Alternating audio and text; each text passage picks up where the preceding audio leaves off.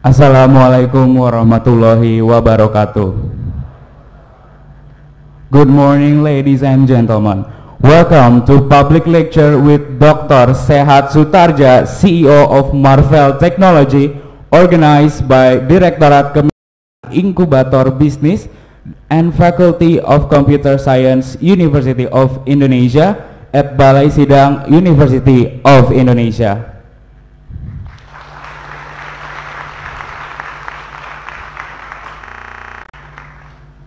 Let us praise to Almighty Allah Subhanahu wa Ta'ala. Because of His blessing we are able to come here today. I would like to introduce myself first. My name is Argi Wibawa and I'm very pleased to host this event this morning. First of all, I would like to say welcome to our honored guest, Your Excellency Dr. Sehat Sutardja, CEO of Marvel Technology.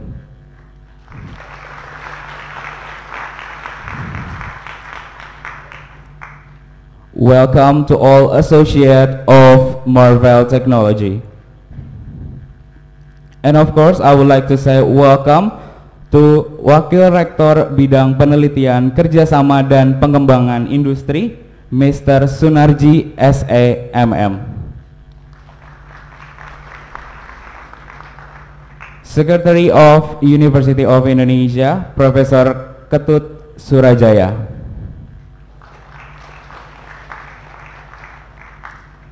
Dean of the Faculty of Computer Science, Profesor Chan Basarudin. Welcome to all guru besar and to all inventors. And of course, welcome to all participants, which is college student from University of Indonesia, and also to all college student and lecturers from University Nasional, PNJ, ITB, Universitas Pembangunan Jaya, Perbanas, Pancasila, dan BINUS.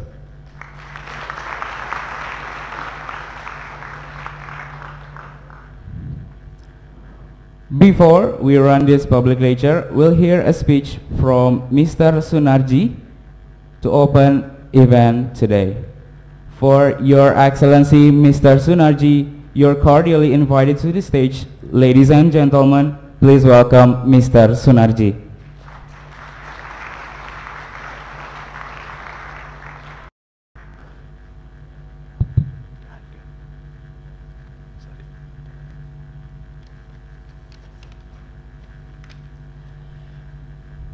Bismillahirrahmanirrahim.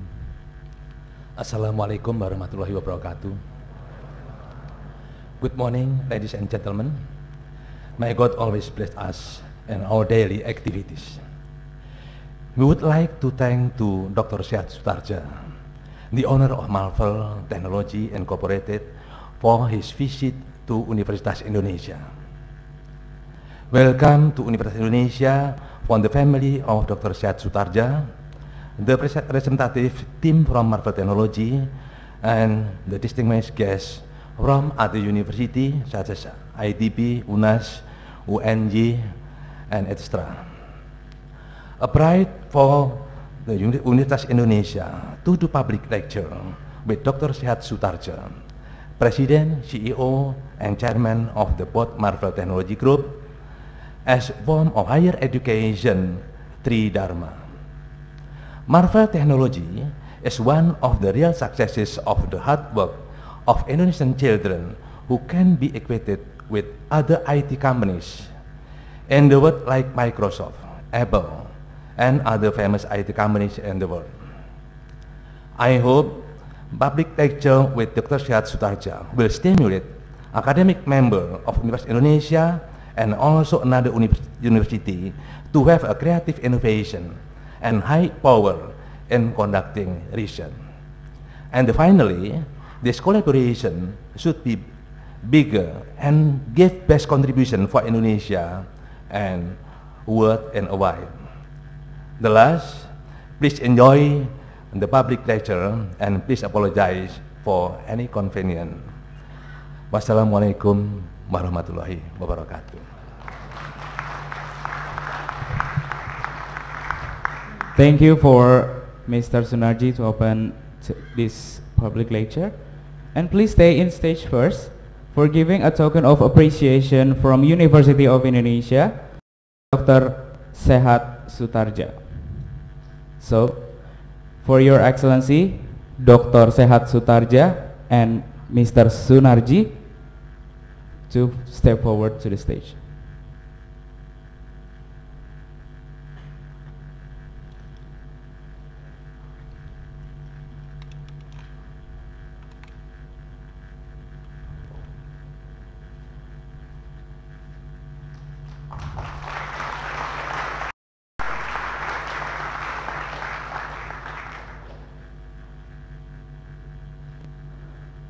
Thank you to Mr. Sunarji and Dr.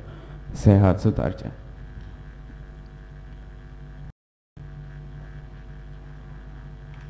To start the public lecture, I would like to invite Professor Chan Basarudin to joining us on stage to continue this public lecture. For Your Excellency, Professor Chan Basarudin, you are cordially invited to stage. Ladies and gentlemen, please welcome Professor Chan Basarudin.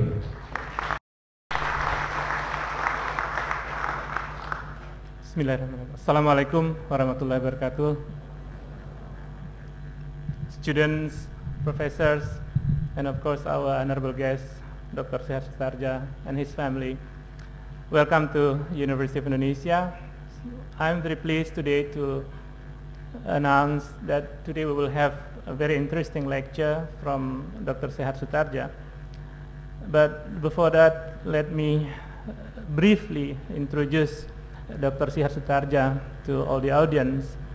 My task will be easy because during the last couple of days there are so many news and information about him, and if you try to put his name on the Google this morning, there will be millions of entry about Dr. Sutardja. Dr. Sutardja is a co-founder, president, and chief executive officer of Marvell Technology Group Limited, a global semiconductor company.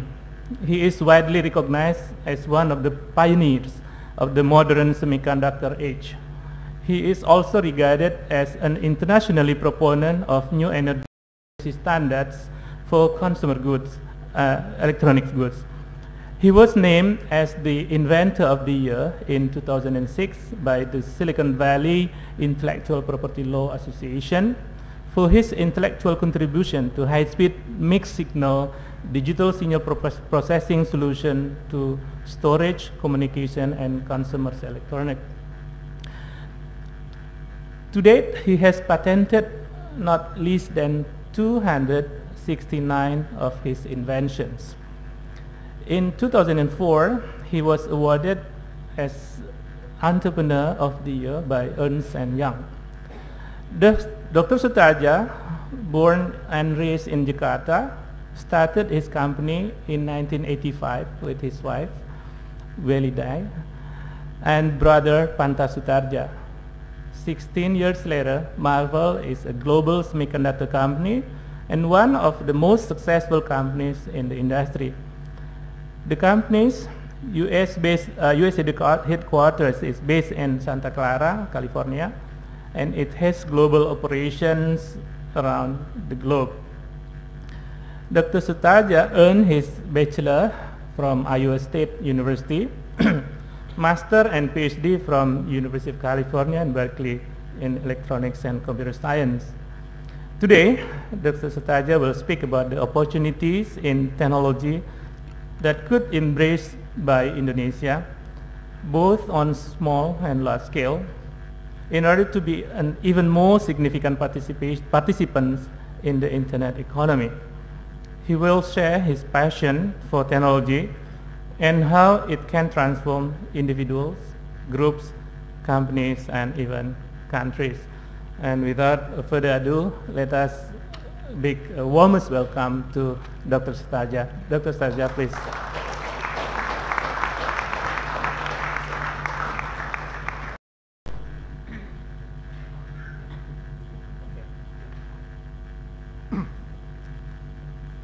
Thank you for such a warm welcome.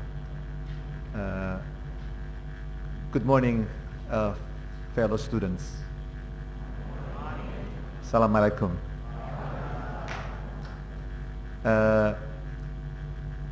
As Obama said, kembali ke Lampung ini ya. Saya bilang, gue juga paling kampung nih. Tapi kampung sini sudah besar sekali. Bukan di kampung sekarang sih, ini kota besar. Macetnya besar, besar sekali. So I'm really proud. Okay, I was, as you heard, okay, I was born in Jakarta. I used to live in Jakarta Barat, okay, Monjeruk, dekat di Kerukut, dekat di Kompas yang dulu. Tapi sekolahnya, sekolah SMP SMA-nya di Kanisius. Ayah ibu saya mau anak-anaknya sekolah tinggi, karena dia nggak sekolah tinggi. Dia lihat pikirnya kalau mau ada opportunity for anak-anaknya, semuanya mesti di sekolah tinggi yang, jadi dipilih sekolah tinggi yang bagus. Kanisius kedengarannya bagus sekali, jadi kita dipaksa ke sekolah di Kanisius. Terima kasih Papa Mama.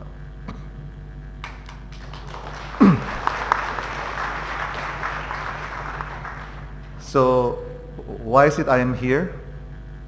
Well, I'm here because I feel that, okay, as a country, okay, we have a lot of opportunities.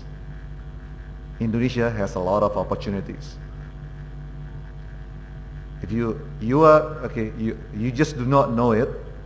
I happen to know because I've been outside the countries. I've been going to the US for 31 years. I've seen how countries could grow because of the people. And I don't think you know about this. You don't just realize it yet. You are the future of Indonesia.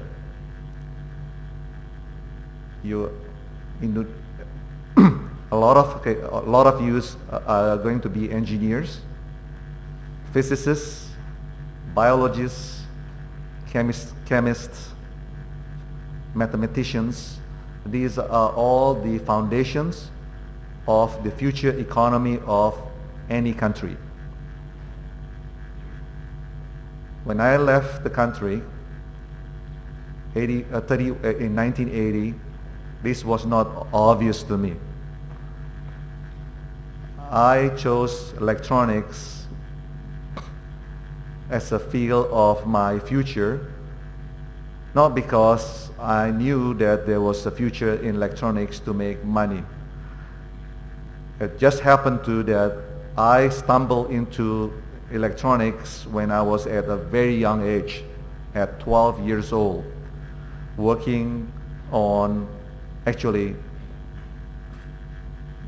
breaking radio and then forcing myself to fix the radio. It took me about a year or so, a year and a half to learn how to fix it. This is one of the reasons that I took the kursus radio, reparasi kursus radio di dekat Pancoran situ. Because my father told me that, okay, if I do not know how to fix it, he's going to send it to a repair person to fix it. And I told him, I'll fix it. Okay, you trust me that I'll fix it, I'll figure out how to do it. Even it means that I have to spend like 3-4 hours a day learning about transistors, learning about radio, super heterodyne radio, receiver architecture, building amplifier, building function generators, and all sorts of test equipments that I have to build along the way to figure out how to fix the damn radio. And I fixed it. But again, I did not know that there was a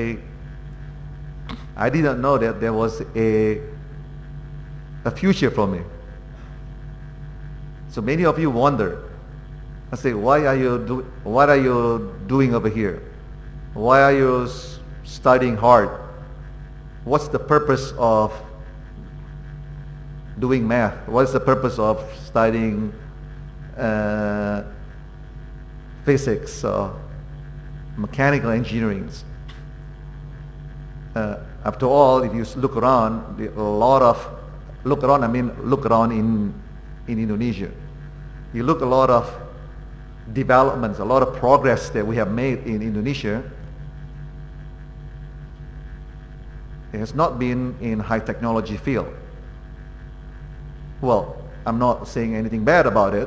Actually, you should be proud that Indonesia has been growing at a very high pace, high rate of growth over the last several years, maybe the last decade, compared to many countries in the West.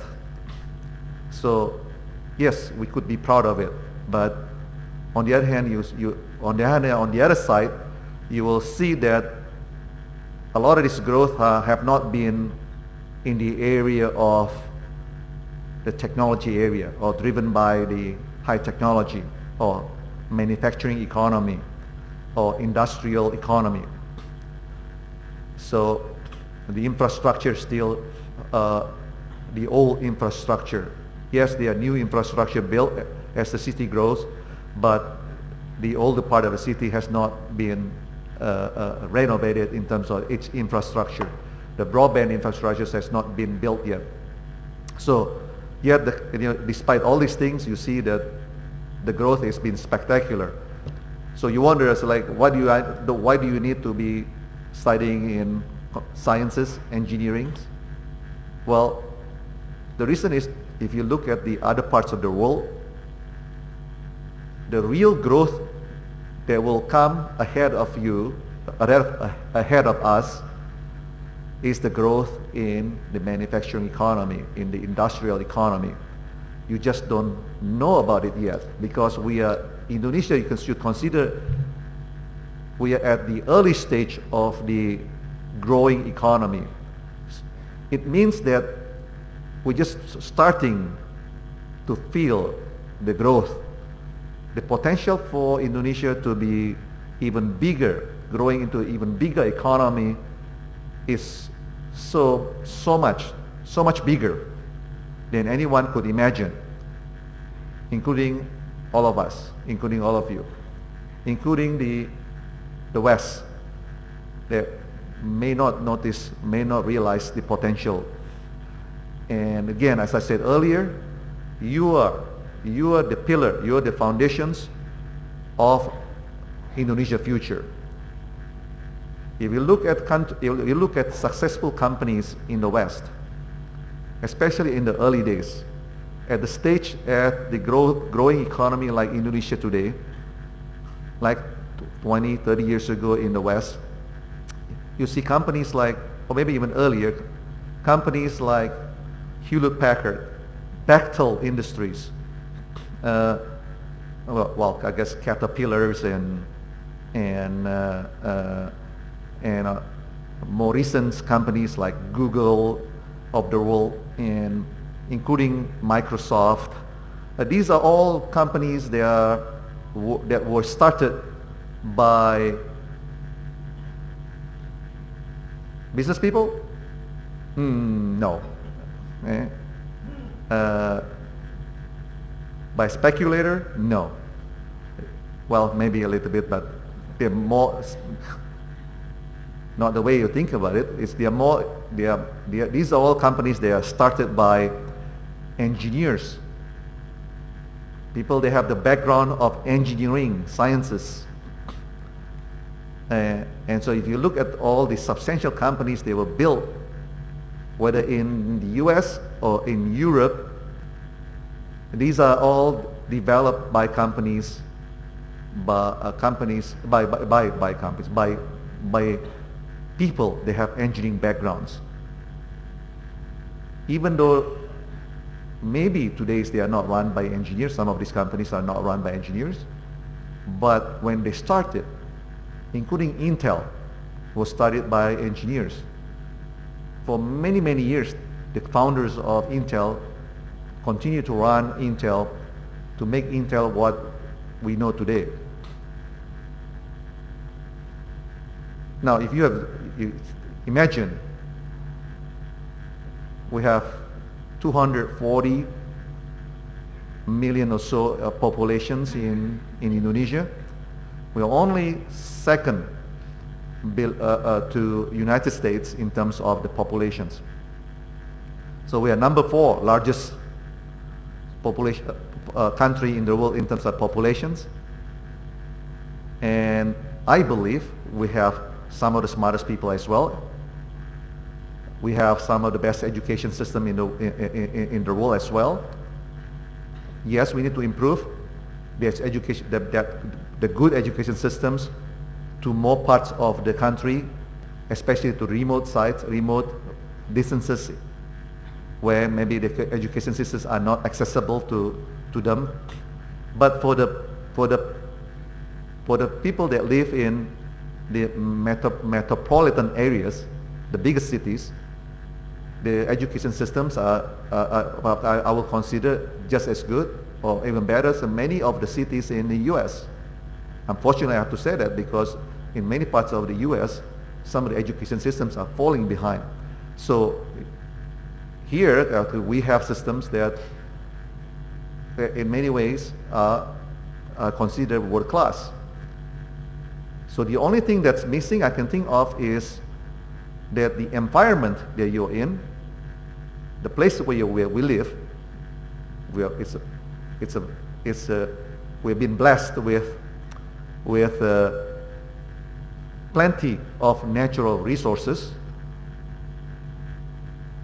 such as gold, oil, timber, and all year long sun so that we can grow palm oils. So we've been blessed with all these natural resources, so it's easier to develop the businesses that are based on things that are there already in front of us. All we have to do is just, yes, we have to work hard to dig the oil out of the ground. We have to dig the gold out of the ground. Yes, still hard work, but that's create a distortion in our economy. So even though our economy has been growing very rapidly, we are missing a part of the economy that is based on, again, manufacturing, industrial, and those things will have to be has to be built with bare hands and brain, using human resources. In the WEF, a few days ago, I talked about that one of the strengths of countries that do not have any natural resources are the natural resources that calls the human, and how you nurture the human resources to develop value, to develop intellectual values, we call it sometimes intellectual properties, develop ideas, and those ideas, those intellectual properties are used to build something out of nothing, right? So we're really just using your idea and your hard work, and by coming up with all these ideas together, you come up with products that other people will want to use. And a lot of these things you already noticed that the West have done a very good job in this area. Now you also maybe already starting to hear that companies like, well, I'm sure you already seen it, companies like Taiwan, Korea, Japan, and now China and India are jumping into the bandwagon and starting to realize that these human capital resources are the key advantage, will be one of the single biggest key advantage of Asia. And Indonesia is the next, I believe, I truly believe that Indonesia is the next place for this transition to the knowledge economy. Again, you just have not realized it yet. You wonder, it's like, yeah, but orang yang kaya itu semuanya bukan orang engineer. Di sini sih itu lain. Well, unfortunately, this is not unique to here. I was just told by my son, who's studying at UC Berkeley, he's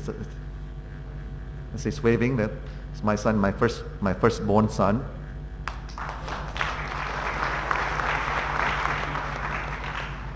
He seems to be like a bodybuilder because he's a bodybuilder. But he's taking a PhD in electrical engineering in UC Berkeley. And despite the fact that I told him, study something else, okay? There's so many people in the world that study electrical engineering. But even I discouraged him when he was growing up. At the end of the day, he's still taking electrical engineering. And the reason that he's still taking electrical engineering, well, in this case, could just be any engineering or physics or math. Since he took electrical engineering because he knows the dad is an electrical engineer. If it's not because of the dad is electrical engineer, probably he will still be some kind of other engineers. The reason is because he knows in his heart that engineering will give him the key to the future, key to the magic key, to the key that can open the window, to open the door of opportunities, whether that opportunities in really developing new engineering work, whether to help him to make better judgment in future business dealings, or making policy of, governmental policies if he happens to be in governmental field, or whatever the fields that he's going to be in the future, the engineering skills that he will learn, that he have learned and it will continue to learn in the future, will help him, will make him stronger, will make him better equipped to face the challenges in the world. Because after all, the world is very highly competitive. See, you see Marvel, okay, we are successful in this business. We have become number 4th largest company that my wife and my brother built over the last 16 years. We're only 16 years old. Compared to many companies that have been in business for much longer than us. Company like Texas Instrument, been in business more than 50 years. Intel more than 30 plus 40 years old. But we are, as a company, we are one of the youngest semiconductor company in the world. The only company, semiconductor company, that is headed by somebody that was born in Indonesia. Very young company, yet, okay, when we compete, we have to compete with people that have much stronger resources, much bigger resources compared to us, much more money, much more connections. Talking about connections.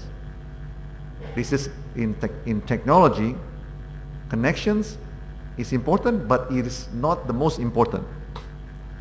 A lot of times when you want to do business in many parts of the world, you need to have connections. And a lot of you wonder, say, oh, I'm screwed. Okay, I don't have connections. Okay. But guess what? Okay, again, by studying technology, you do have the key, the magic keys. If you work hard and you study hard and you have ideas, you do have the key to make your life more successful, even though your connections is limited. So we, as a company, when we started, we have no connections, no money. We only have idea, we only have determinations, we only have belief, and we have experience, and we compete. Okay, that's what we're not afraid of competing with companies that they are 100 times bigger or 1,000 times bigger than us when we started this. And now, after 16 years, we are number 3, sorry, I was told this. We're number 3 largest fabless semiconductor company in the world. Thank you. And the biggest one was Qualcomm. It is Qualcomm. I mean, you know Qualcomm. They make CDMA. Second biggest one is Broadcom. We are the third one, Marvell. So in one are like, wow, I never heard about this. Well, we have been pretty low key over all these years. Most of the times we just focus on developing technology. We worry about the pride or the bragging rights later. It's better to focus on continue to work hard and making things happen.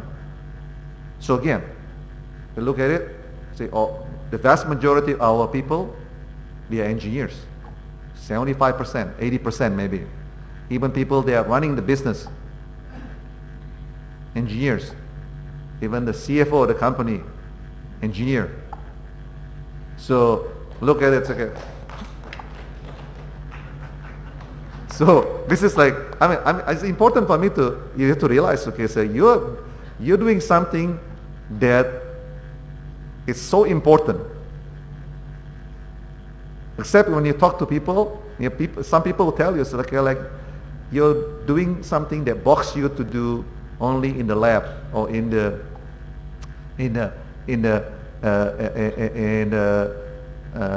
bench. It's completely incorrect. Okay, what you do next is it's up to you. If you like to be working in the lab all the time, you should do it. If you like to work on building chips all your life, go do it. If you like to write software all your life, go do it. Don't listen to anybody tell you otherwise. Well, it is important for me to say this because in the world, when you really have to face the challenges in the world, it's a lot of hard work, a lot of challenges, a lot of ups and downs. Sometimes you fail, and most of the times you try and you fail. Most of the companies that got started in Silicon Valley fail. I don't know if you know this. There are hundreds of companies that started in Silicon Valley. The vast majority fail. And even the ones that succeeded only to a certain point, only for reaching a revenue of, let's say, $50 million or $100 million, and they just get stuck as a small company. And in the world of semiconductors, $50 million is considered a mom and pop company. Unfortunately, yeah. But they're still successful in their own way. But nobody looked down at them either, because even when they achieve only $50 million, even when they completely fail, the amazing thing is, a lot of people say, well, okay, they try, at least they try. I mean, they failed. Maybe they're missing some ingredients, or maybe they didn't work hard enough, but at least they try. So again, I guess these are some of the missing ingredients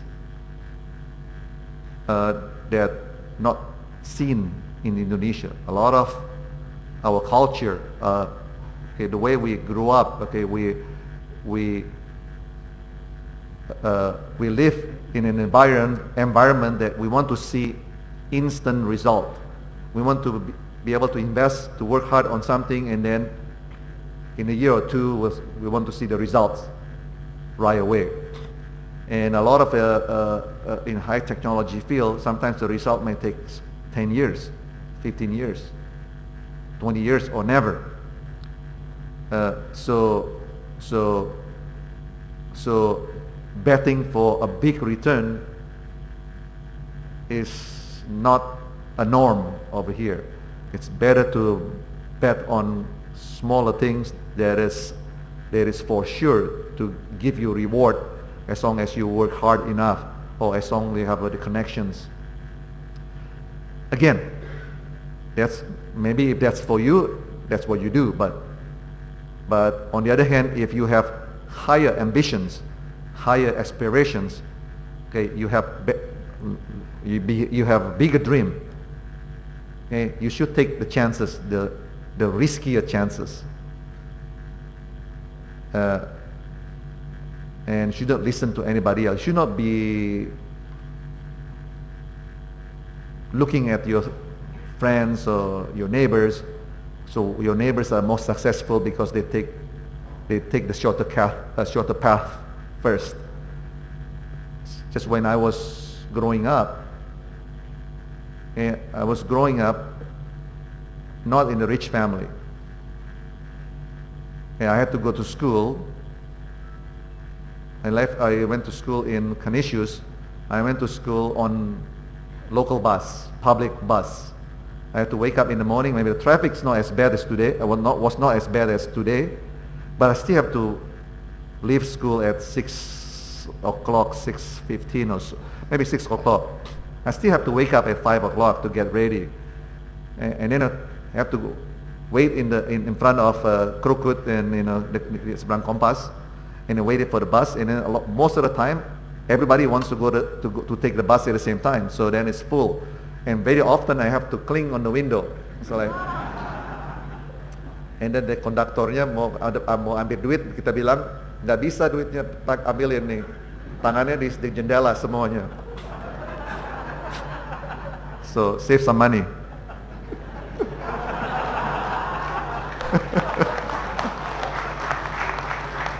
So I mean, as fond memories, like okay, I have good memory. But so you see, okay, I went to Lampangan Banteng, ganti bus dari Lapangan Banteng ke Menteng, ke sekolahan, nanti ke sekolah balik. Nanti kalau ada demonstrasi, itu busnya semua tutup.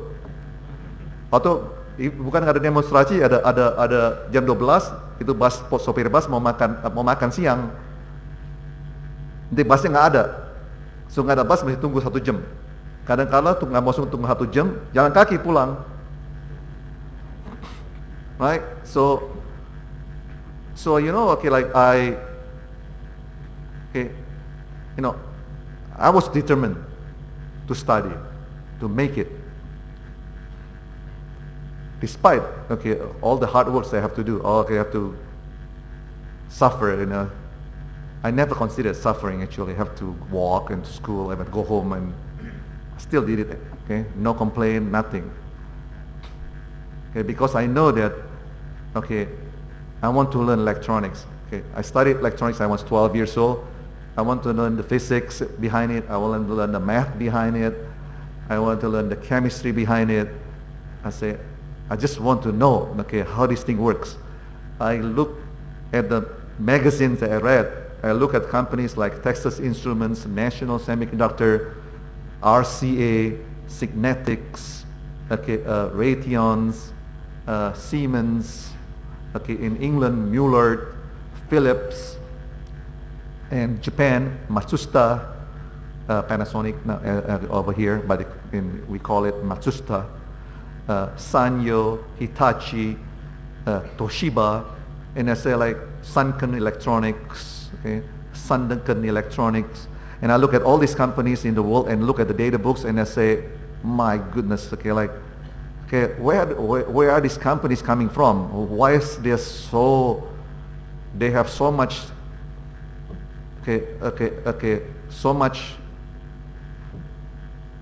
so many interesting products. Why they can, how do they develop these products? So I really wanted to learn.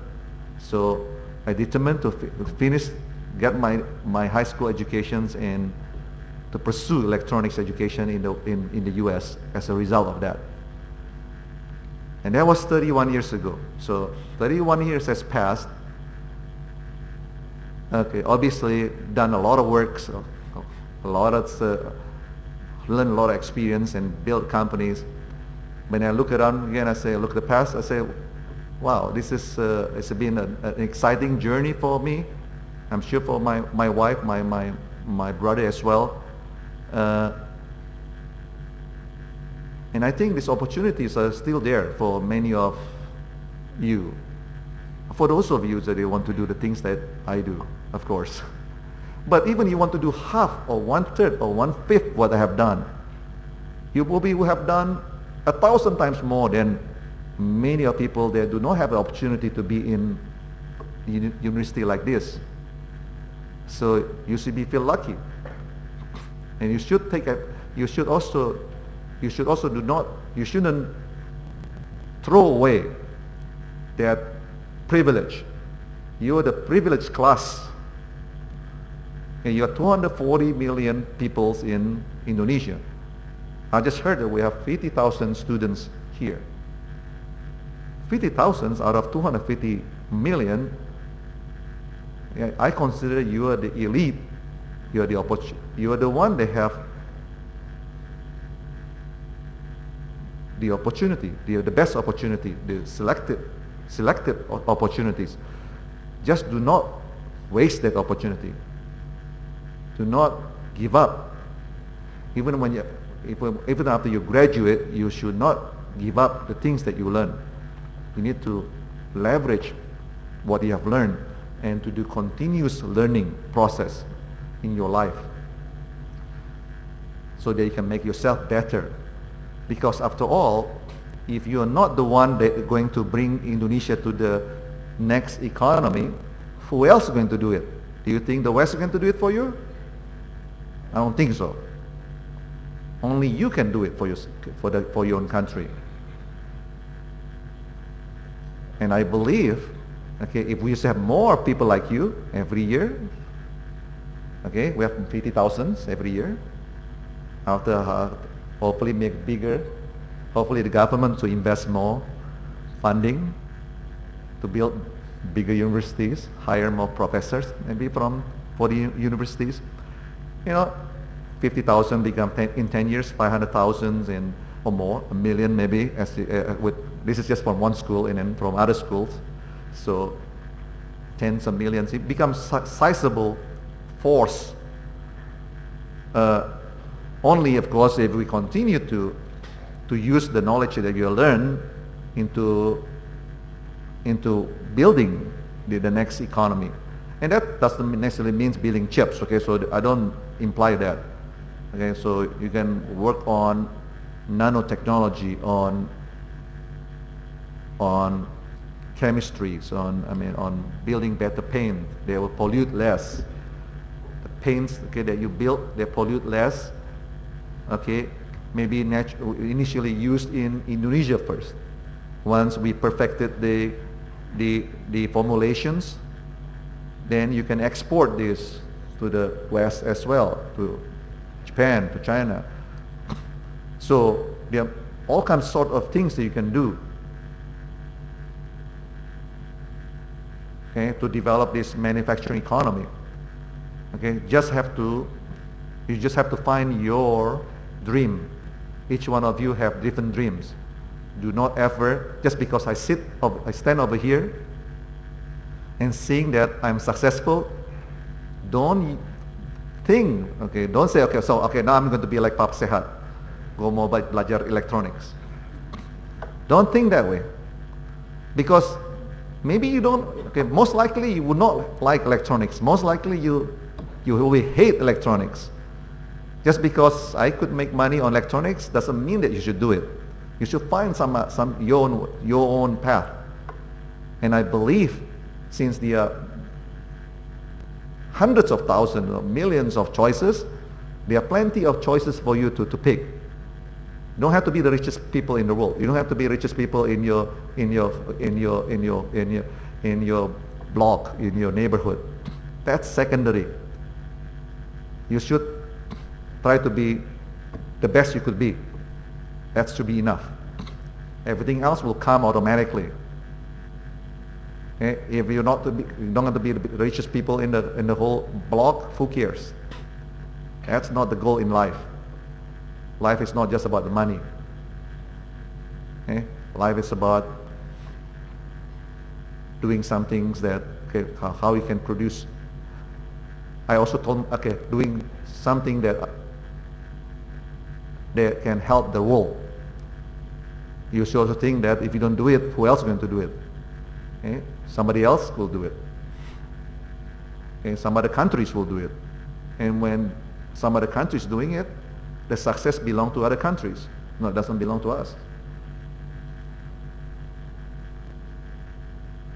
So just because, okay, just because, again, okay, look at us, okay, you look at us, look at me, as somebody that's, if you, one thing that you should take from this meeting, if you, okay, if you forget, you can forget about everything else, but you should not forget.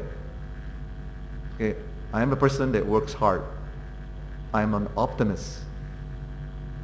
I believe I can change the world. I can make a difference in the world. Even if it takes 10 years to do it, I'll do it. If it takes 2 years to do it, I'll do it. Okay? Because if anybody can do it, I believe I can do it. If nobody can do it, too bad. Okay, at least I try. So these are the things you should, and also I'm paranoid, okay? So I work hard because I want to make sure that I don't make mistakes. Okay? I don't take things for granted. I don't assume things will come to me automatically. I never assume that. Okay? Nothing comes for free. Everything comes with sacrifices. Okay? Sometimes, okay, you have to balance your life between family and jobs. Yes, that's your choice. You need to also to make that decisions. I happen to choose working harder because, you know, I grew up in electronics when I was 12 years old.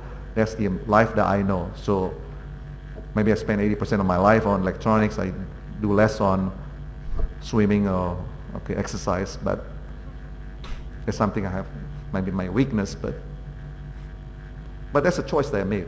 So maybe you make a different choice. So you should just think that way. Don't think about anything else other than that. Okay? Don't think, like I say, I need to be an electronics engineer as well. No, you should not see me as that. You should be just see me as a mirror to yourself, okay, what you can do. And then I believe if we do this, in 10 years, maybe in 20 years, 15 years, 20 years, Indonesia could also be very successful. We are a young democracy. Democracy comes with a lot of challenges. We're always going to go left, right, random things. You read things in the news, maybe right, maybe not right. You don't know which it's a right or wrong. Okay, do you believe it or you don't believe it? Okay, should I go to the left? Should I go to the right? Like it's very confusing. So you know you're going to see these challenges, and you're going to take time for us to really be successful as a country. So but we all need to rely on you. You are our future. Well, thank you.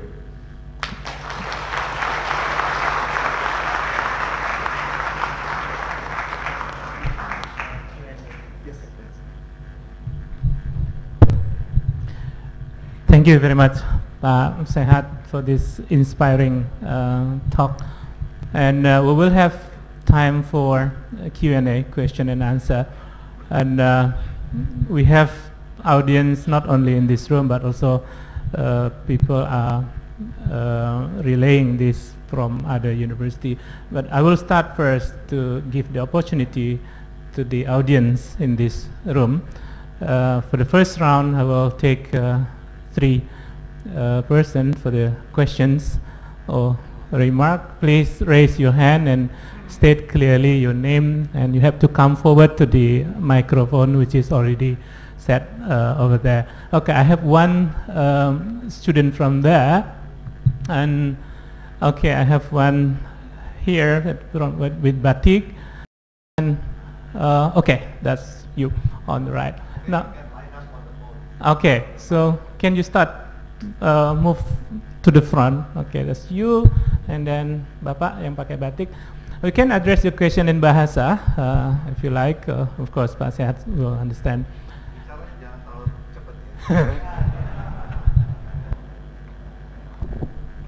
Okay, Bismillahirrahmanirrahim. Okay, Mr. Sehat Sutardja, let me introduce myself. My name is Rina Novianti from Faculty of Humanities. First, I'm so glad to listen your very inspiring speech. And then my questions, as you know, the majority of Indonesian is not engineer. And in my personal opinion, a huge number of people should be empowered to build this nation. And my question, in your personal opinion, is technology or electrical the most prospective field for our country? Thank you.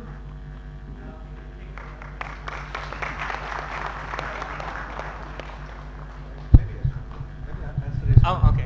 Before I forget about the questions. So, let me give a factual. The size of the electronic industry is about 200 plus, slightly more than 200 to 250 billion dollars. I'm sorry, the semiconductors industry, 200 to 250 billion dollars. I don't have the exact number. So Marvell, we are about $3.5 billion revenue. So we were slightly about approximately about 1.5% of the market. So it sounds like a lot of number, but the world,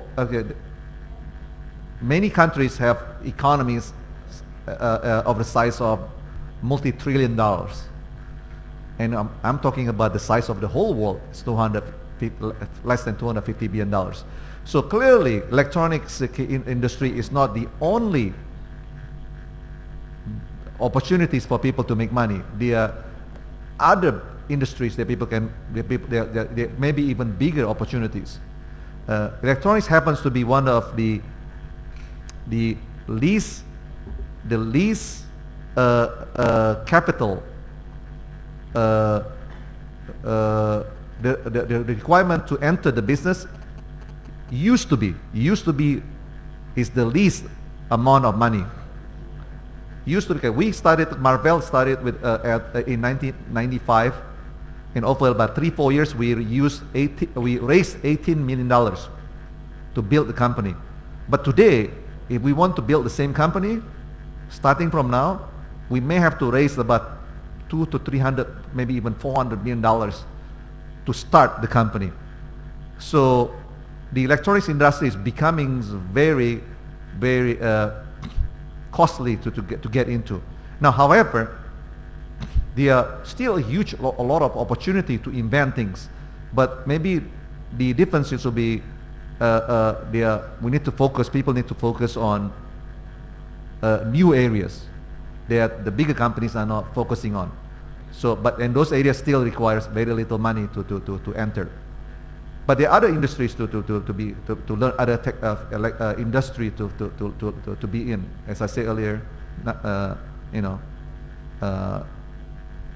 nanoparticles, web nanotechnologies, and biologies. There are other things. Again, as I said, I told this to my sons. Okay, there are other so many other fields, but he knows that there's still a lot of futures in electronics. That's why I still want to learn electronics. Thank you. Now the next.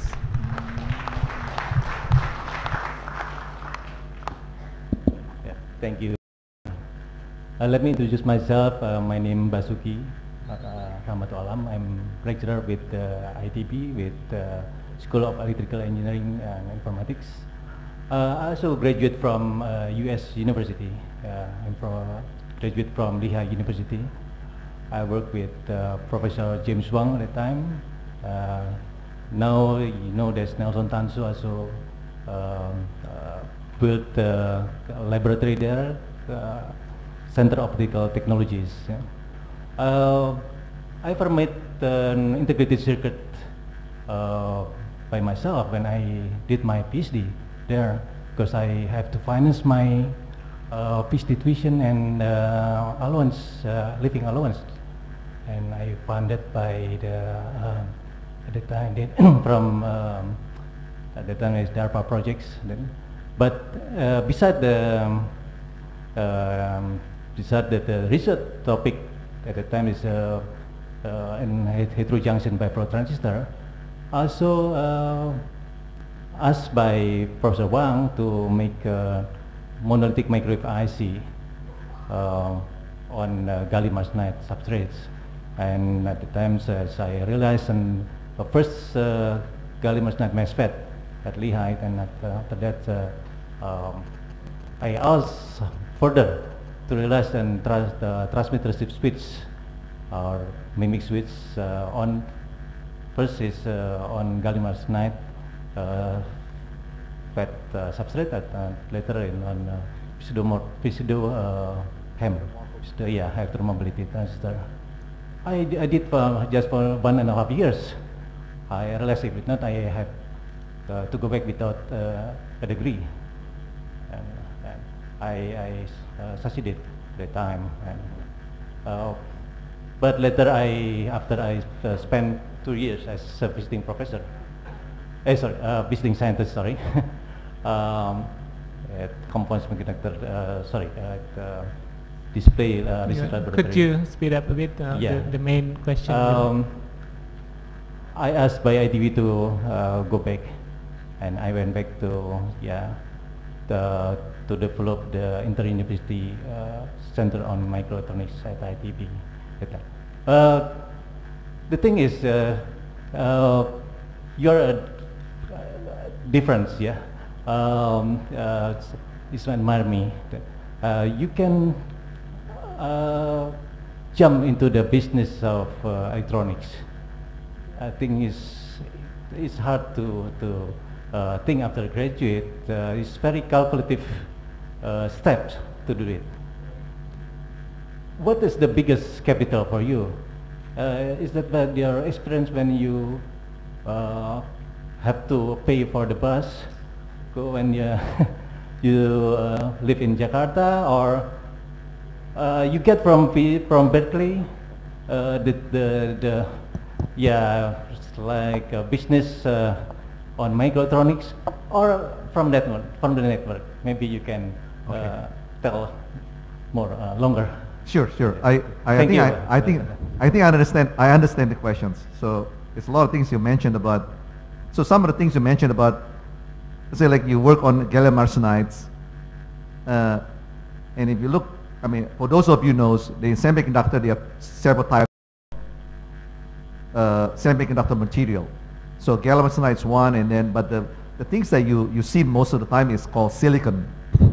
So people have spent a lot of efforts working on gallium arsenide, thinking that gallium arsenide is the future. Today, as I'm starting to realize, it's hard to go against the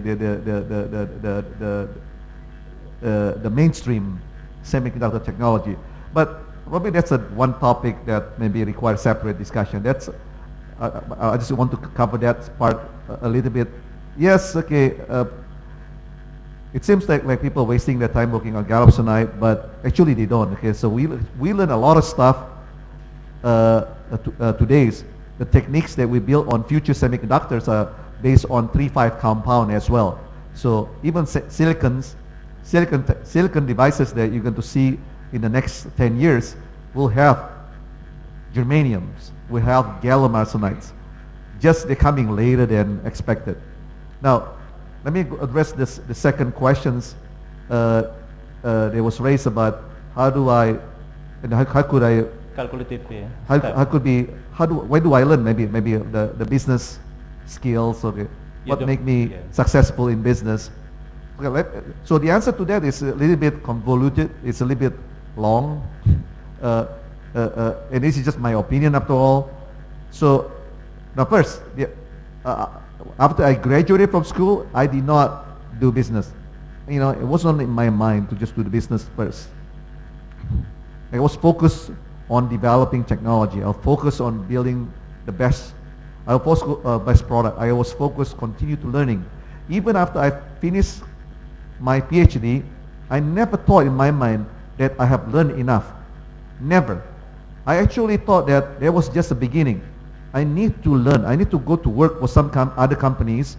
They have to be with other people, other smart people, so I can learn from them. So I can continue to educate myself, okay, to be exposed with different field that I was not exposed in college, because there's only so many things you can do in college.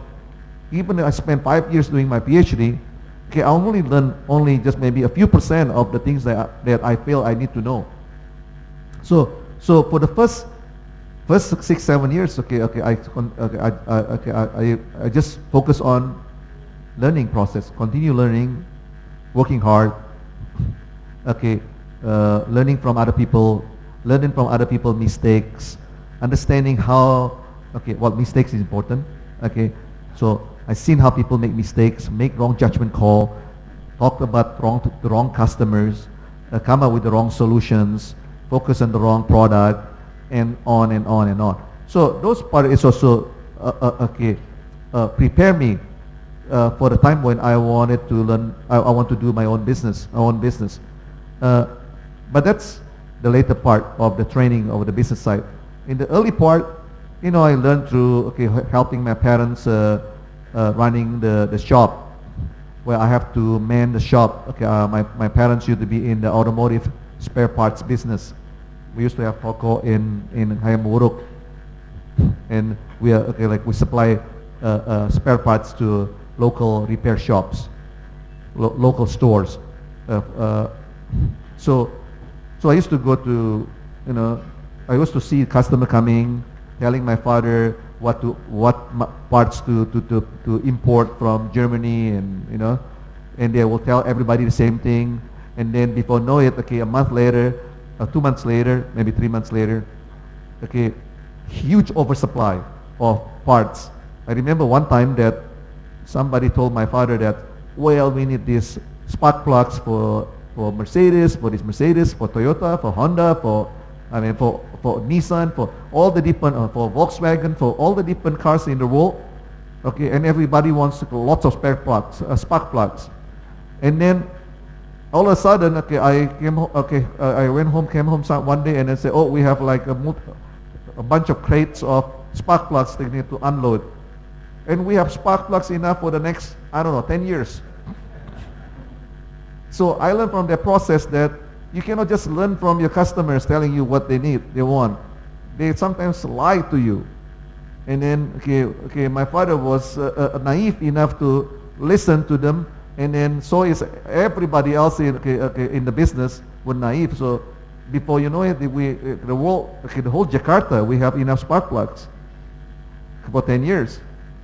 Okay, one time we opened, my father even ordered Kraft cheese. Okay, you know, Holland Bakery. Also, everybody want Holland Bakery, cheese bread. So we imported Kraft cheese, and then everybody else was importing Kraft cheese. And then before you know it, okay, we have a Kraft cheese, and then we'll go rotten if we don't sell it. So we have to sell it at loss or something like that, right? Because otherwise this thing will get rotten. So a lot of these things, like, I can spend whole day talking about the younger experience running helping my parents run the business. Helped me to think differently when I'm dealing with customers, marketing, sales. Okay, I always think so, like, yeah, I know you say this, but I don't believe it. I have a sixth sense that, okay, I was stupid enough. Okay, my parents maybe was stupid enough when we were young, but I'm not going to repeat this mistake twice or the third or the fourth times. We already repeat this mistake like 5 times. So enough. Okay. So that helped, okay, me to have better judgment of running the business. But again, as I say, not everybody needs to think running business. Okay, just because I'm successful, you say like, oh, I want to live like Pak Sehat. Okay, so no, you're not me. Okay, you know, okay, you don't. Okay, you might not have the right background. Okay, you just focus on what you think you're good at. Okay, that's what you need to focus on. Okay, and then if you do that, you'll be happy. You'll be proud that what you have achieved, because after all, anything you achieve will be better than the other 249 point blah million people in the or maybe 235 million people. You're still better, much better. So it's a blended experience accumulated, yeah, years, and it's the most important from the past or from the education process in Berkeley. The most important capital to start. The technical, so it's the technical. Obviously, the going to universities education is the most important. You cannot, you don't learn things in. Okay, it's hard to learn things by yourself. I tried that when I was in high school to read magazine, journals, data books. Okay, by myself, it's like almost impossible. It took me 6 years to learn things that if I go to university, it will take me only like 1 year or 2 years to learn. But it took me like 6 years to learn to that process. Even that, okay, it's a lot of times it's hearsay. A lot of times people say, okay, this worked this way because of blah, blah, blah. And then when I went to the university, it's okay, wrong. That was just somebody else's opinion. Because fundamentally it's different. The theory behind it is not exactly what it was saying. It's close enough, but they call it no cigar. So like, okay, not close enough. It's not close enough, but it's not exactly right. So the university education will prepare you for the fundamentals. So you have for the things that you learn in university, you have to take it internally in your heart. You have to take it. Okay, you have to believe it. So when you learn certain fundamental things, you have to keep it in your heart and check. Every time you do something in the future, you check against the fundamentals. Does it follow the fundamental or not? If it does not follow the fundamental, something wrong. Assumption is wrong, or somebody is lying to you, or whatever it is. Okay, Thank you. Makasih Pak Basuki. Next questions from the lady over there. Yeah, one of the students.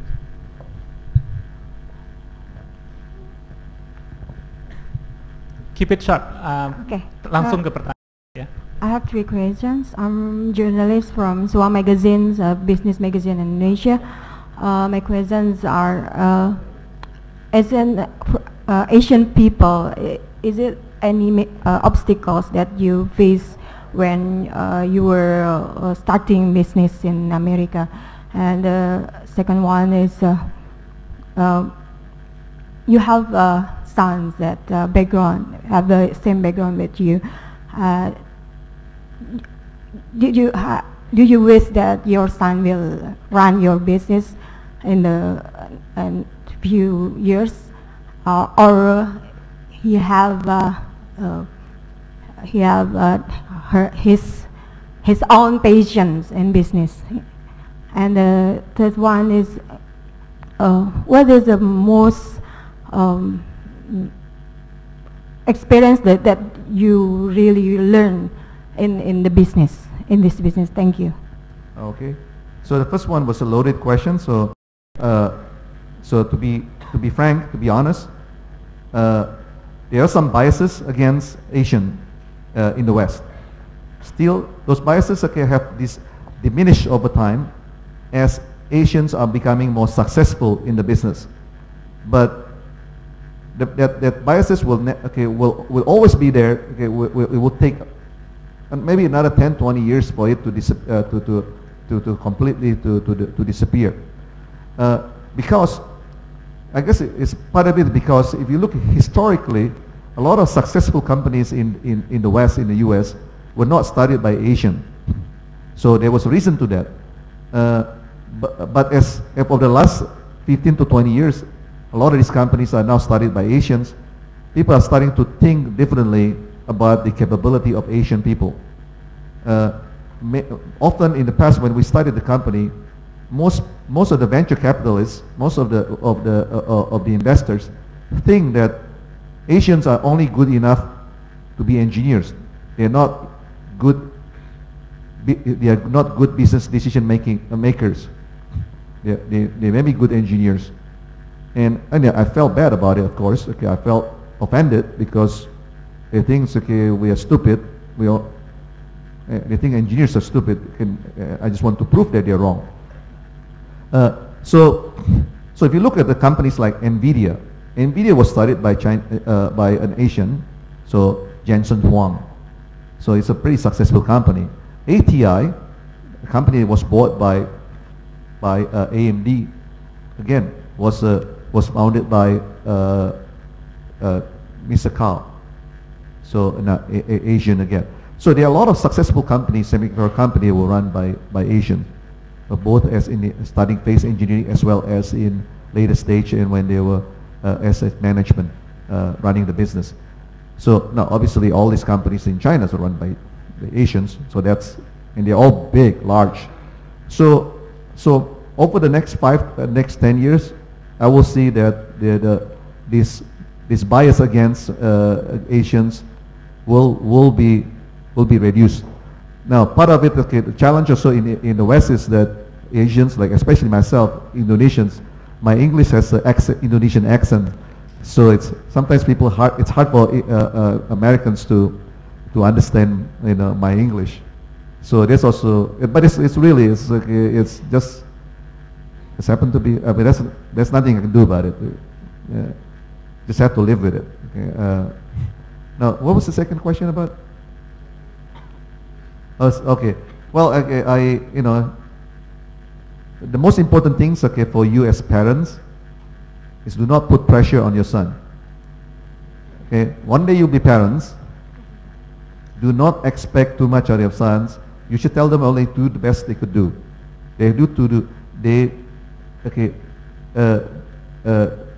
If your sons, okay, your daughters are blessed with, being smart, you need to tell them that, don't waste your life. Okay, there are only few percent of people in the world they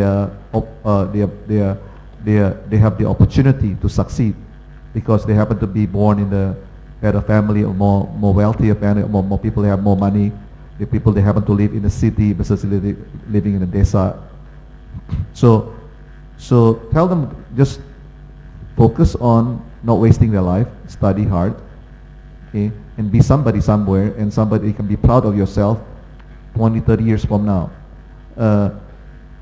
I've seen so many of my family members, distant family members, they wasted their life. And do you think they are proud of themselves now? I don't think so. Now they regret it, but it's too late to regret at the time. So again, putting pressure is, on the other hand, is not the right thing to do either, because then they will rebel.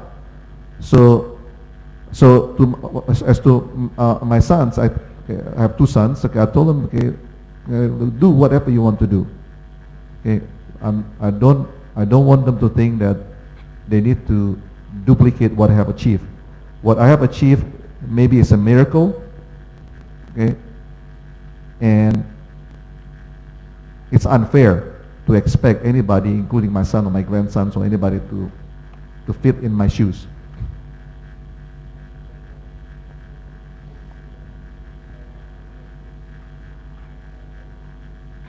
Say it again. What was it? Oh, well, mainly depends how you look at it. Business experience, as I say, okay, learning from the way when I was growing up, learning, okay, helping my parents running their business, okay, making mistakes, okay, and even okay, losing a customer, okay, when we were very young, when we need the customer so badly. Maybe it's one of those important lessons that we had. Okay, now I would like to invite our audience from the remote area. Can I call now our participant from Gajah Mada University in Yogyakarta? Do you have any questions to raise, please?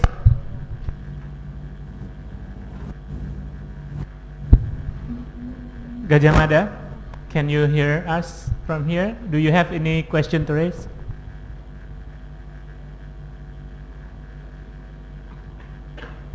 Lagi malu. Lagi malu. Okay. Since maybe we have some communication problem, is it? Just joking. The audio. I'm sorry. Okay. Okay, Gajah Mada, can you hear us?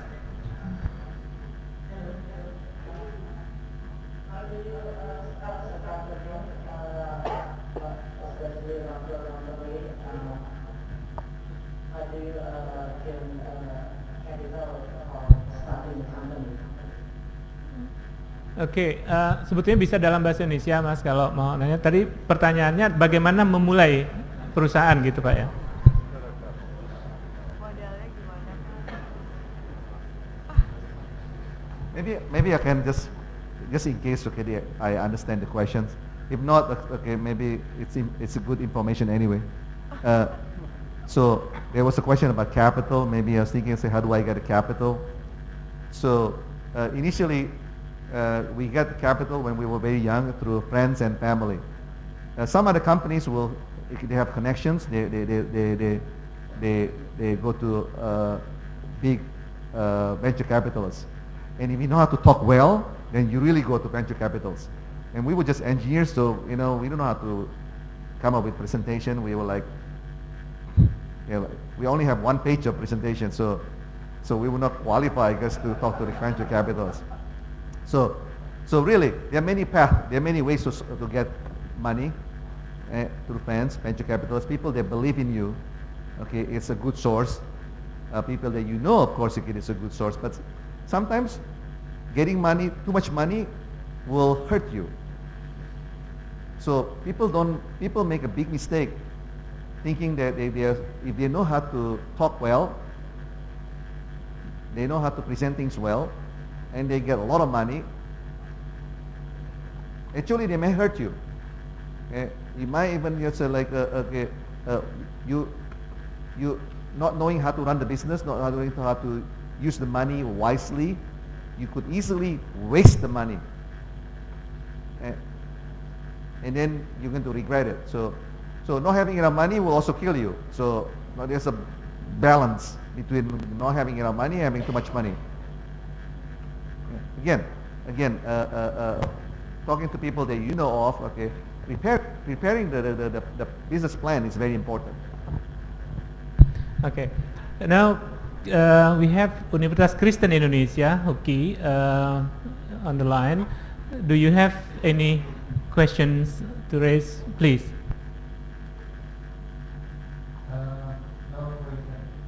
Okay, thank you. Now we move on then. Pasti paling malu. Okay, now let's move on to the next one. Universitas Borneo di Tarakan. Silakan Pak, kalau ada pertanyaan dari sisi sana. Dia umpetin. Oh, lari keluar rumahnya. Gimana Universitas Borneo? Can you hear us? Oh, I see. Satu IPB. Yeah. Okay. How about the Universitas Brawijaya Malang? Apakah ada pertanyaan? Silakan Pak, Bu.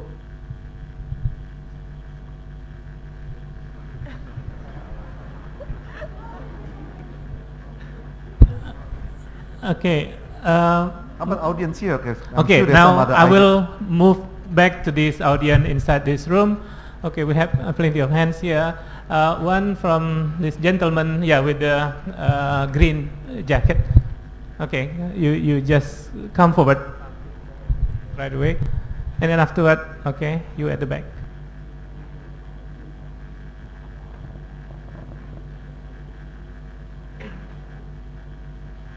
Good morning. My name is Ahmad. I'm a student from ITB in electrical engineering. I have two questions for you. One is you choose to live in USA and you choose to build a company in USA. And is there any possibility if you the difference between USA and Indonesia again?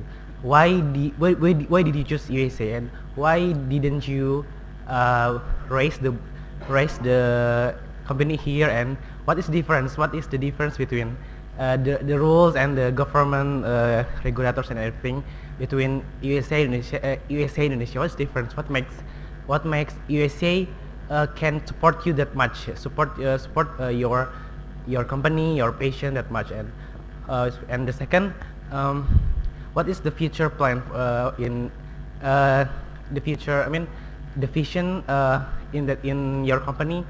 What's next? What's your bigger movement? And is there any possibility that you will open your branch in Indonesia, your company in Indonesia? And that's all. And I do hope that you can give a speech too in my university, because because in ICB there are a lot of engineers. Okay, thank you. So I will be really pleased if you can sometimes can go to my and give a speech too. Thank you very much. Well, terima kasih for the invitations. First question was the why in the States and well.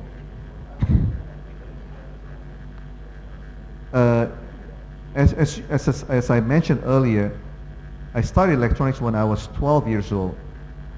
When I studied electronics, I was dealing with individual transistors, and not just any transistors. We're talking about germanium transistors. Transistors that were made in Japan. Transistors that were made in Philips or Siemens in Europe, or from SGS Thomson. No, well, that wasn't called Thomson. It was called by SGS. It was a different company. So I was using discrete devices. So the industry was really at the very, very infancy. Later on, I noticed silicon transistors starting to appear, but silicon transistors are mainly coming from the West, from the US. Not just individual, from Motorola, from Texas Instruments. Motorola was like a huge driver of silicon transistors in the West, in the US, in the world actually. So I was very impressed about what's going on. Why with the change from germanium to silicon, and then a few years later, to my surprise, it's not just silicon transistor. We're talking about monolithic integrated circuits. So integrated circuit suddenly appears, and the vast majority of the integrated circuits came from where? From Texas Instruments, from National Semiconductor, from Fairchild, from a few from companies that you may have never heard about, from Raytheons, and there's some that came from Panasonic, from Philips, but by far the most sophisticated integrated circuits were coming from the United States. So it was clear for me that I need to go to the US to learn. While the world, the industry was changing rapidly. So the best place to learn for me had to be in the US, and I was convinced that was the case. So I went there to study, and then of course the rest of the world also improved. Japan improved, Europe improved, but I was already in the US. And then I went to school there, continued to study different, get even higher education level, get married, find my wife in Berkeley, have kids.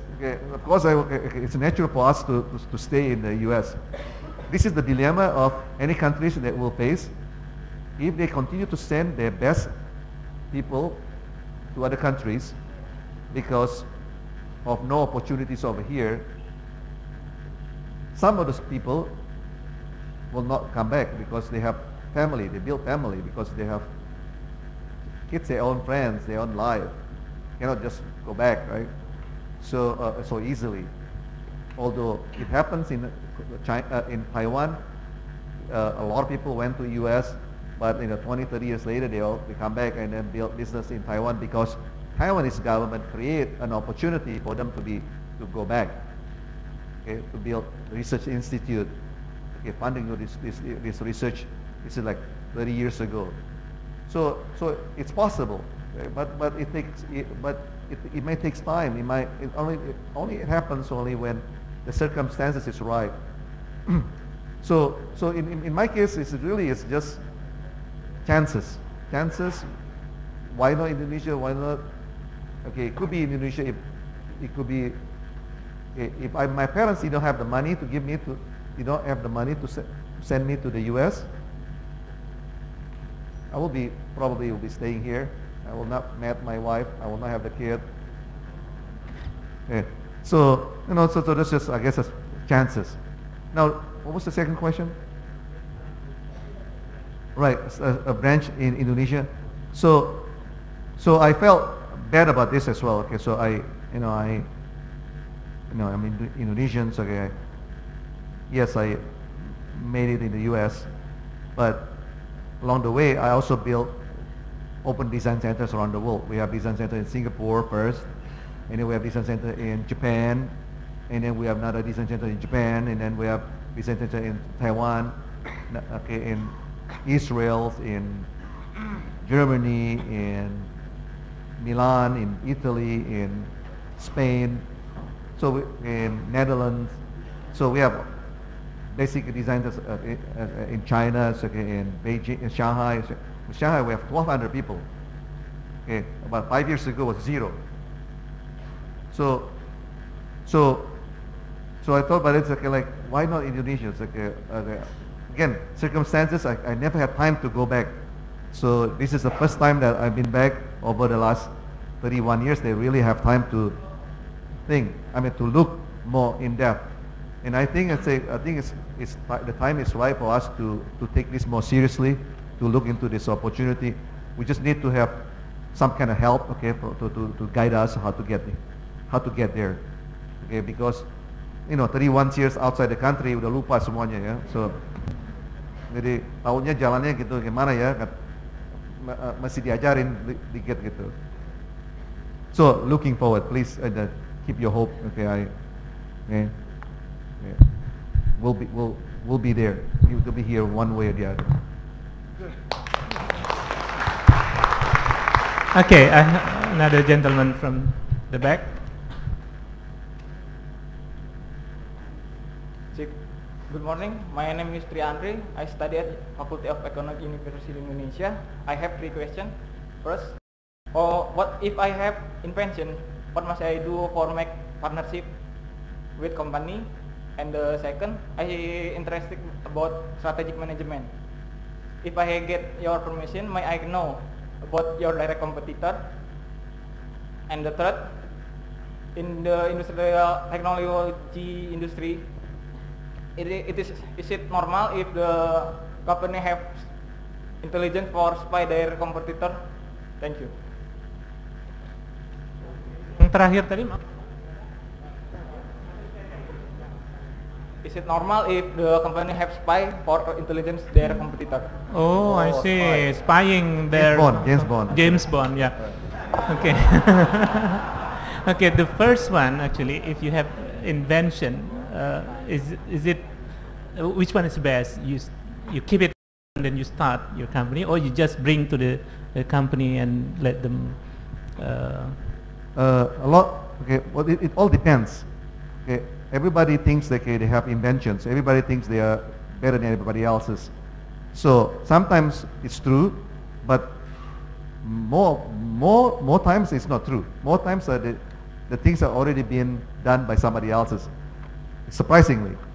So if you think, okay, the West developed, invented a sailboat, actually they have made mistake. Okay? The Chinese people developed, they already have sailboat, okay, 1,000 years earlier. So you have to be careful, okay, with the world is more interconnected. You'll be surprised that every time you come up with an idea, they already have 1,000 people have the same idea. So very rarely the idea is very unique. Okay? So unless you have like truly unique ideas, okay, that's number one. Number two, very rarely the idea is feasible or reasonable or practical. Or even if it's practical, but the time is not there yet. Okay, maybe it takes another 10, 20 years before you can really implement the idea. Okay, so there are many different reasons why, okay, you have to be careful, okay, not to just jump in and say, okay, I want to start a company because I have one idea. That's like misguided belief. Okay, so the best way to do it is you work with other companies first, get experience, spend 6 years, 7 years, 8 years. Okay, you get to live 70, 80 years old. So what's 6, 7 years, 8 years, or 10 years working for the company? And along the way, you're going to realize, are you really so capable that you can come up with all the ideas in the world to be better than anybody else, or were you just good enough to survive? Okay, to be better, to just be better, to be part of a bigger team. Okay, or is that something that you want to put your life and then, okay, just to work and do nothing else? Then you can decide by the time whether it's do you want to start a company or continue to work for some bigger companies. They will make you, have a good life, okay, have a good living anyway.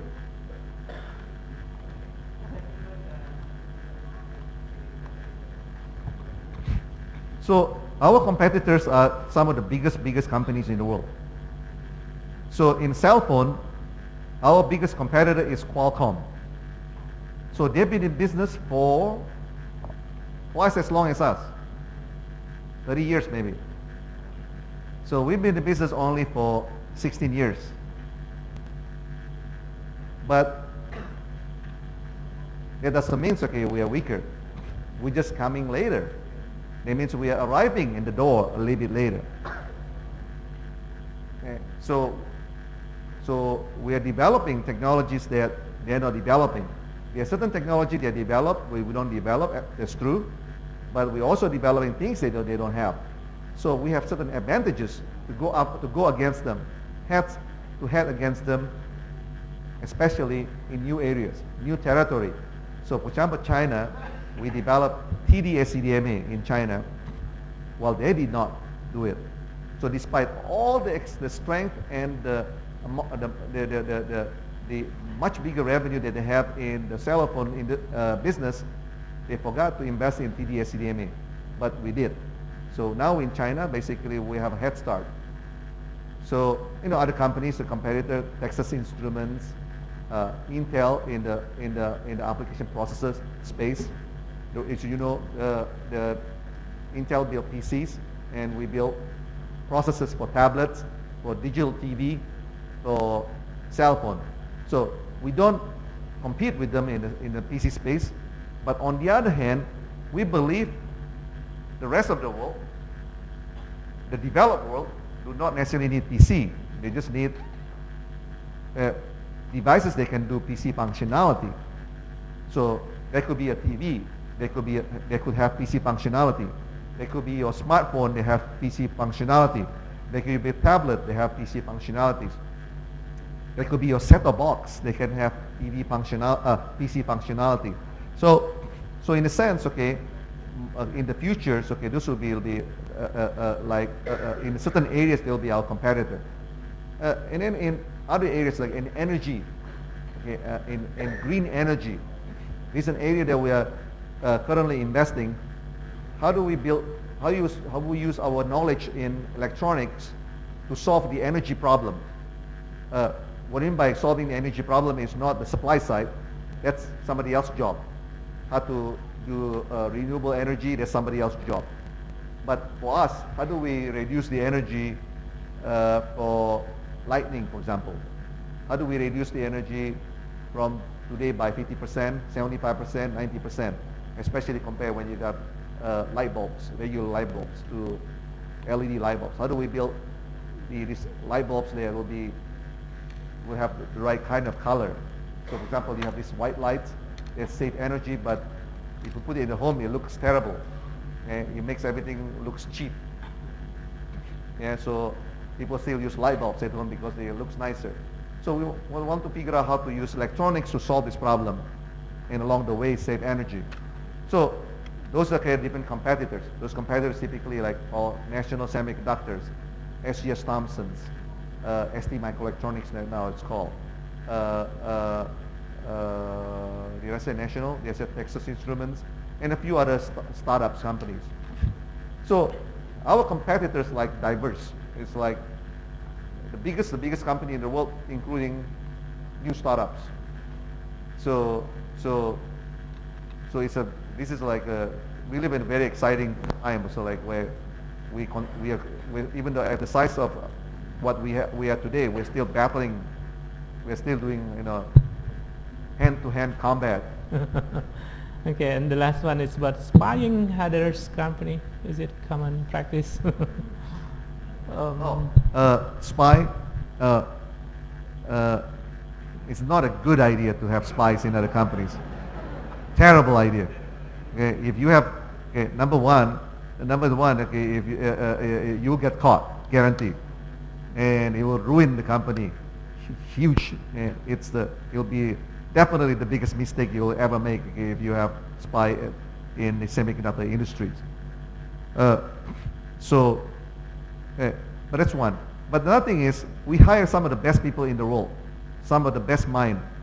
Some of the best minds have a big ego, have huge belief in themselves. So even though, I mean, definitely they don't want to be copying somebody else's design from some other company. So they want to do their own way of solving the problem. Even sometimes what I find out is when we have people in the company refuse to do refuse to use the solutions that already been developed by another group in the company. It's freely available, and often those people who refuse to do it because they have ego. They want to do it their own way. So even when it's available, they don't want it. So I think spy doesn't going to help anyway. Thank you. Due to time, I think we have only one more question left. Yeah, the gentleman at the front. Thank you very much, Pak Sehat. I'm Trio Adiono from ITB. Short questions. We need your suggestion actually. What is the good models for semiconductor industry in Indonesia? Because we know that something like Taiwan, they have models that they build their ODM, and also we have a model in China that the government make a big project and then use this project to force their semiconductor industry to growth. And also we have models that India doing only outsourcing business at the beginning. And in South Asia, we see that the model of semiconductor like your company, like Qualcomm, is not growing a lot. So they, not only Indonesia suffer from this, but also including Malaysia, Singapore, they also doesn't understand why in this South Asia this kind of business is not growing. So I need your suggestion and what is the good models for us. Thank you. Okay, just keep it for a moment because there is one lady over there. Silakan. Right. Dr. Sutardja was an impressive speech, and the most remember part of your speech is when you're clinging onto the bus just to be a firefighter. I think most of us will agree for that. One thing though, so we all know that every company has ups and downs, and I was just wondering whether did you ever like hit the bottom part, and how did you manage to get through that? So you can inspire us more on that matter. And the second thing is, Where did you get the name of Marvel? Because we were just a bit curious about that. And speaking about the names, we're also a bit curious about your own name because it's quite interesting. And when I read the article about you, and I was just thinking like, this cannot be not an Indonesian. So it's like Sehat Sutardja, you know. So it's like, would you mind sharing that with us? Thank you. Okay. Sure, sure. What was the first question? Okay, I forgot. Yeah. Oh, okay. Sure. Right. This is the hardest thing to do for a country, to decide how to start. How do you start when, you know, there's so many ways to start. Do you want to start as a software base, like India? You want to do it like China, doing low-cost manufacturing to start as a starting base, or you want to look at Taiwan to do funding the semiconductor research for semiconductor manufacturing. So a lot of these things are quite unique to different countries. Depends what's the strength of the country, depends on what the education system in the country, depends on the infrastructure, okay, of the country. So so it depends on many different things. It depends on whether what the government believes are in terms of providing the initial incentives, the initial directions. So all these things, it's very hard for me to make suggestion. If I make suggestion, okay, it could be just from, okay, I could be biased. Okay, after all, I've only been here for like a few days, and then who's this crazy guy making suggestion that's okay, thinks it's better than anybody else's here over here. So I have to be careful on that. Although I can just say, on the other hand, okay, we have a huge consumer base, so we already have hundreds of million people that want to buy stuff. So they're already accustomed to this technology stuff. So I'm sure they will buy stuff, okay, if it's made locally, if it's made with high quality. So one thing I can say is, okay, me, Marvell as a company, we could help. We could help any local companies that want to build things. We can help them to build those, okay, to help them to get there. It may take 5 years to get there, but we can help it. Because we have a lot of fundamental technology that we could provide to the local companies. Maybe we start with manufacturing, maybe with collaborations with different private local companies to do certain things that we don't do or even set up our own design centers over here to kickstart the process. So, and you don't know which one is the right way, and we just have to try. And then again, as I said, trying and failing. So, okay, this one message maybe. I know, okay, we have a lot of corruptions in the past, okay, and maybe still going on. Sometimes people worry, say, well, we don't want government to fund some of these initiatives because there's corruption, and we have to be careful about blaming everything corruption. Okay, so if the government comes out with certain policy that fail, okay, as long as they're transparent, okay, there's no corruption. That's just failure. We make mistakes. Let's accept, okay, we're going to make mistakes along the way. Okay? So as long as we learn from that mistakes and continue to adjust our plan to overcome that mistakes, we'll be fine. So that's my message. Okay, what was the second? The second question from the lady is actually, have you experienced any up and down situation, and in case you've been down, how do you actually climb up back? Yes, we always have ups and downs. Okay, as I said, the most important thing that we learned when we just started the company was, I mean, the most things, the things that we remember the most, yeah, was that when we first got our first customer. We thought we got our first customer. when we thought we got our first customer. So we have a company called Maxtor. It was one of the largest disk drive manufacturer in the world at the time. Okay, we finally convinced the engineering team to build a disk drive using our chip. So we were so happy. Okay, the drive was working, the sample was working. It was probably the best drive in the world at the time. Okay, the chip was running at 3-4 times faster than any chips in the world that existed at the time. So we thought this is going to be like a blockbuster product. But one day they had the new CEO came to talk to Maxtor and then asked the engineers about what solution they used in the new design that they have. And the engineers mentioned about our name, and of course, okay, we were a small startup company, and he asked the engineers, okay, are they crazy or they are nuts? Okay, picking a solution from an unproven company. Is anybody used this chip before? No. Are they in production? No. Okay, do they have money? No. Okay, do they have, how many people they have? 8, 7.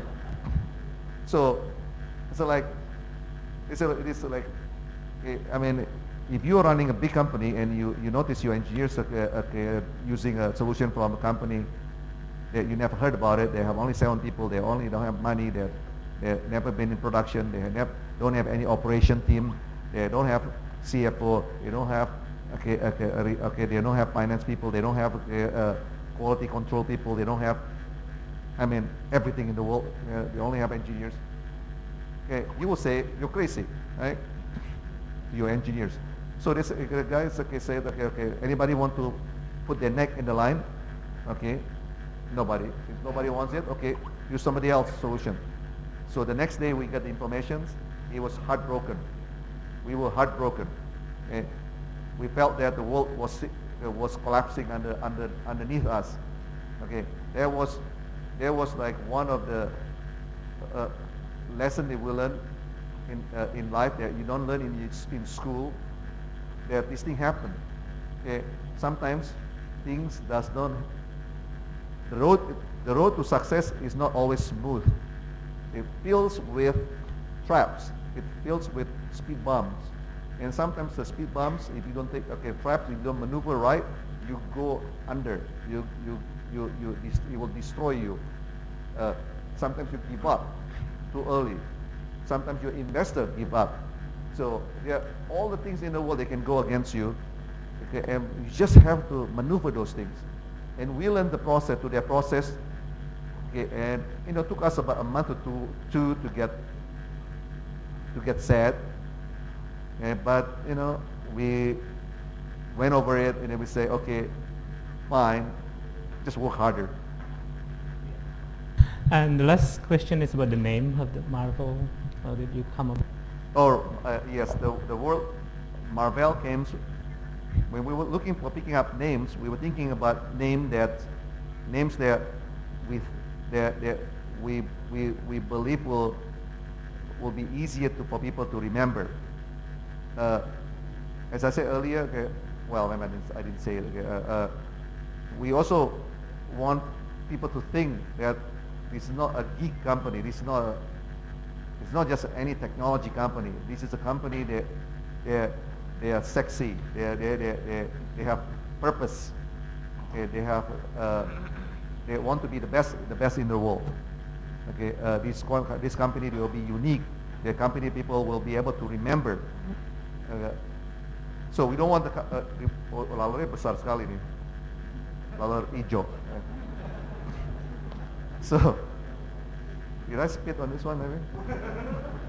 Why it's so sweet? Yeah? Anyway, lalu manis sekali ya ludahnya. So I wanted, we wanted to get these things to be a company that will last a long time. Okay, we want to have people to understand the principle of the company, the fundamental of the company. So we look at all the different names. It's very hard to come up with names that represent all these things, all the ideals that we want, that we just mentioned about. Until one time it came to my mind. I say, well, a minute. Okay, there are plenty of companies that are successful. Okay, well, how do it sounds like? I say Intel. Okay, sounds good. That's a good company. Nobel. Hey, that's a good company. Nortel, Northern Telecom. Oh, that was a good company. It was one of the biggest company in the world at the time. So I said, like, what's so unique about all these names? I said, like, wait a minute. They all sounds with L. So we need to come up with something that sounds like L. Yeah, something L. And then I thought about it, and then it came to me. It's like, well, maybe I should call it Marvel. And after all, I like to watch, comics, Spider-Man, so, right? So that's Marvel. Okay, but I cannot use Marvel, right? So like Marvel. Okay, that's perfect. That's how we came up with the word Marvel. Okay, thank you very much, Dr. Sehat Sutardja.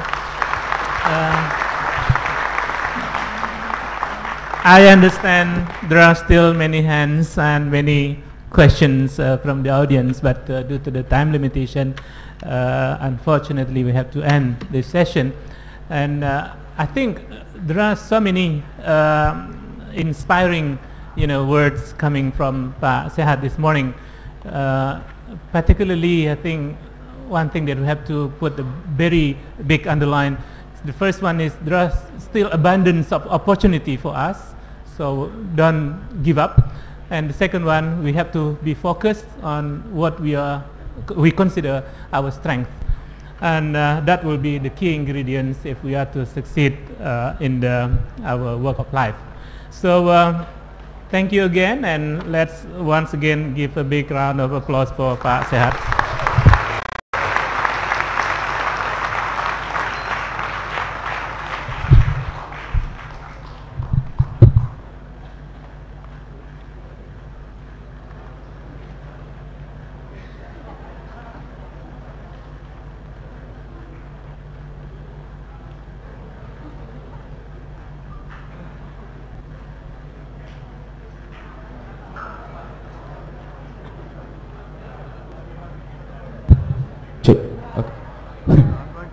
Give applause to Dr. Sehat Sutardja and Professor Chan Basarudin.